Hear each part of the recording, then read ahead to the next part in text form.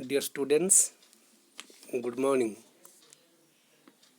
Today we are going to discuss the rest part of the chapter, means the last part of the chapter number 9, that is the establishment of a company rule in India.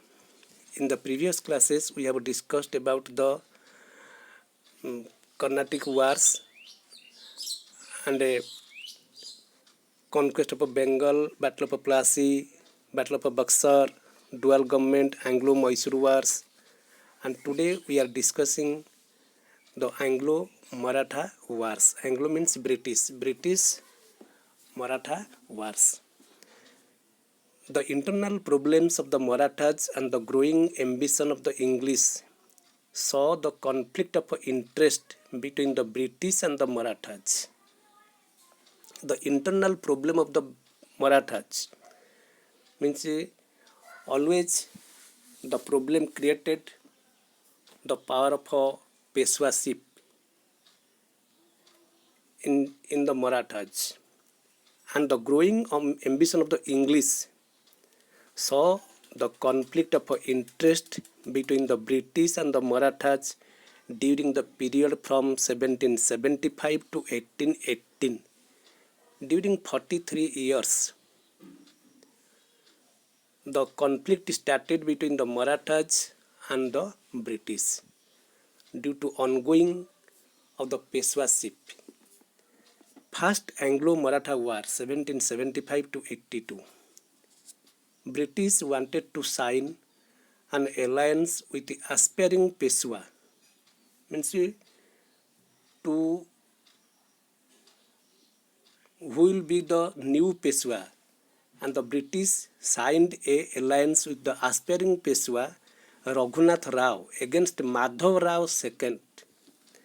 Madhav Rao II was the existing Peshwa, and Raghunath Rao wanted to be the Peshwa, and the British concluded signed an alliance with the Raghunath Rao. The Maratha chiefs backed by Madhav Rao. The Maratha chiefs, they also in favor of Madhav Rao. The British provided 2,500 men to Raghunath. He gave Salsette and also Bassin to the English along with a part of a revenue from Broch and also Surat district. British also helped Raghunath Rao by providing 2,500 men. And instead of the Raghunath Rao gave Salsette and also Bassin to the English, the two areas also given by Raghunath Rao to British, along with a part of a revenue from Broch and also Surat district. The two sides signed the Treaty of Salbai in 1782. The two sides means Raghunath Rao and the British. The two sides signed the Treaty of Salbai in 1782. It gave the British 20 years of peace with the Marathas. By this Treaty of Salbai, it gave 20 years of peace with the Marathas.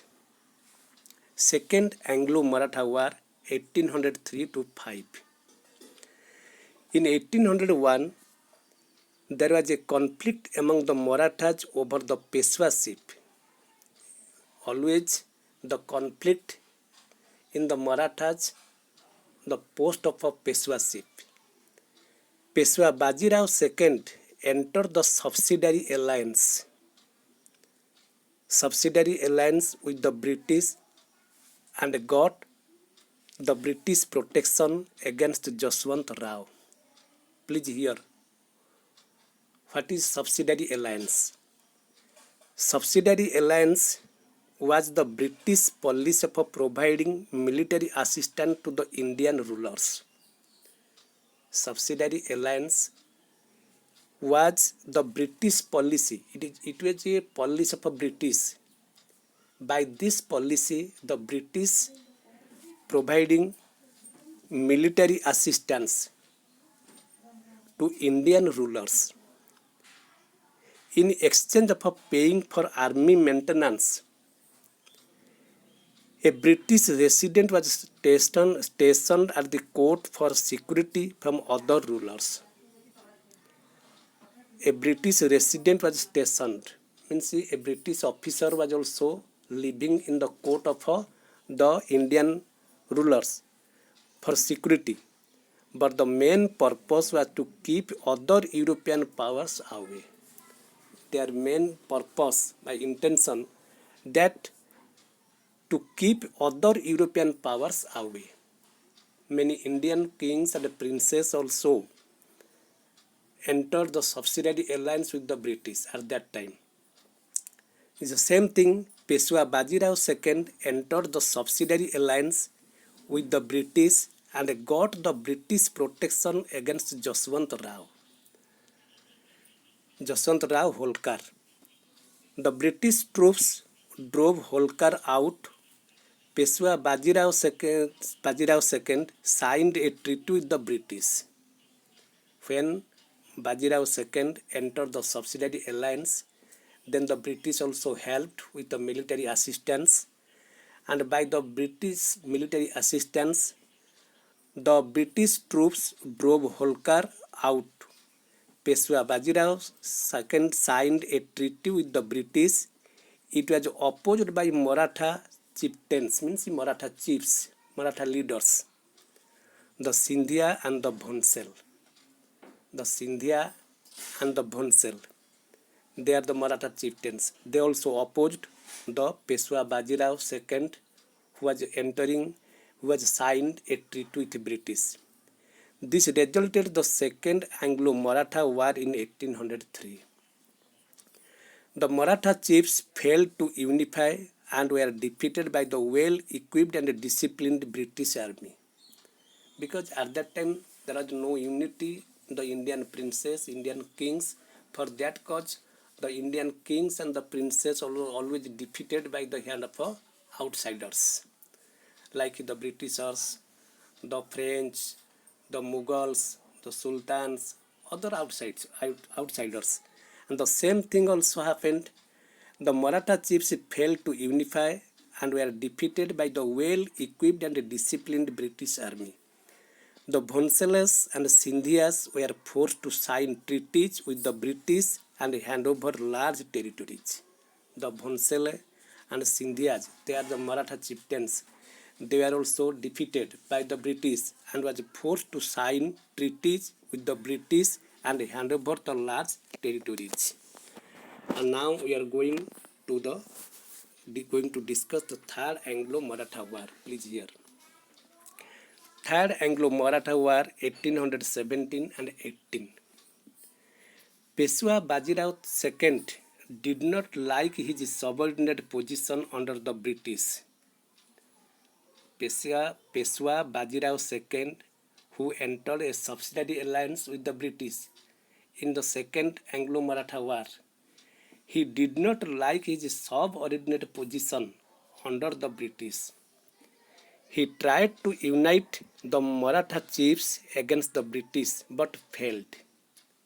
Like the Bhonsles and Sindhias, he tried to unite the other Maratha chiefs but he failed. He was forced to surrender. The British abolished the position of Peshwa and Marathas were limited to small kingdom of Satara.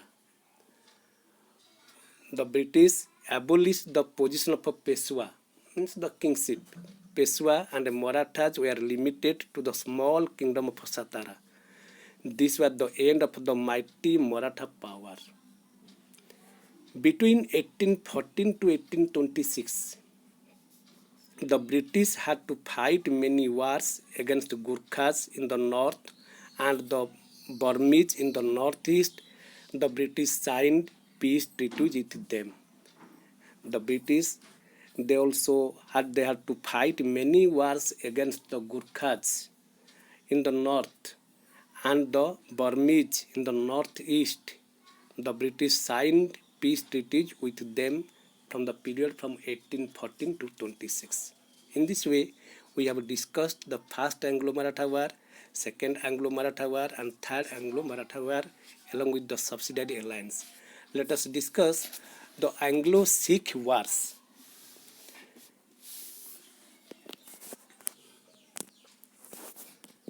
first Anglo-Sikh war, Sikh in Punjab, and the first Anglo-Sikh war in 1845 to 46. During this period, the Sikh power was growing in the northwest region of Punjab.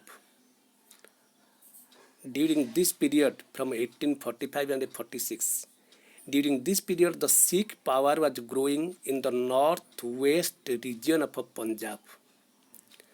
The British made a peace treaty with Maharaja Ranjit Singh to check his growing power.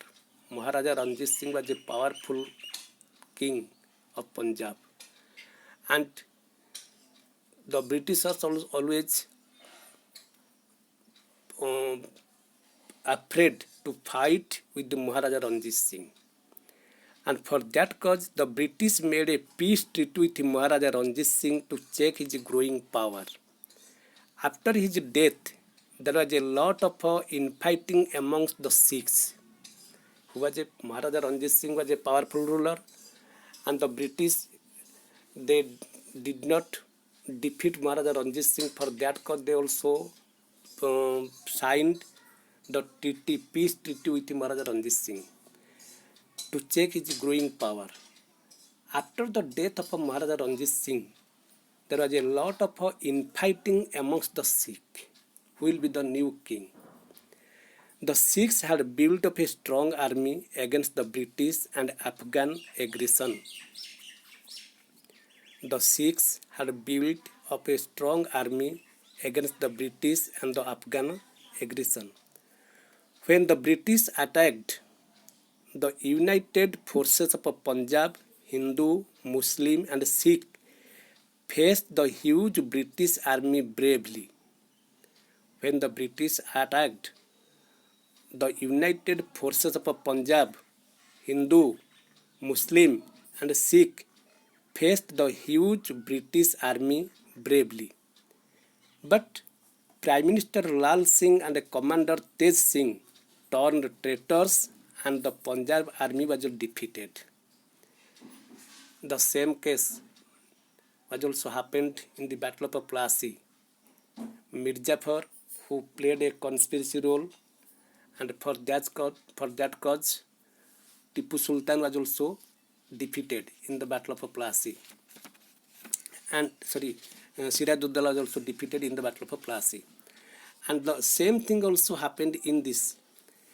And when the united forces of Punjab, Hindu, Muslim and Sikh, they also faced the British army bravely.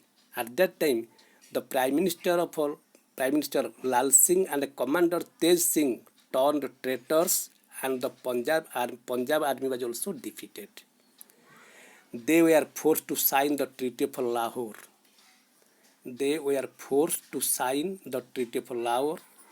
The British occupied Jalandhar, Doab and handed Jammu and Kashmir to Raja Gulab Singh Dogra.